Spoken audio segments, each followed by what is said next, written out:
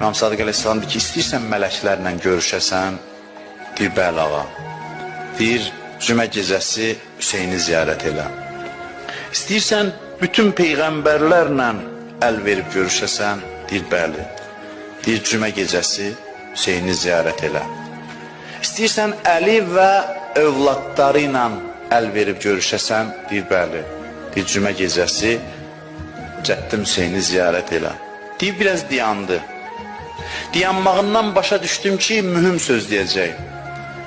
Dayandı deyir biraz, sonra dedi ki, istəyirsən Allahla görüşəsən?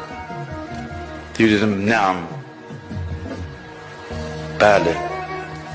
Dedi, cümə gecəsi Cəddim Hüseyni ziyarət elə. Sonra dedi ki, mən zarəl Hüseyn bi Kərbəla kəmən zarəllah fi ərşih. Kim Hüseyni Kərbəlada ziyarət eləsə, elə bil ərşində Allahı ziyarət edib.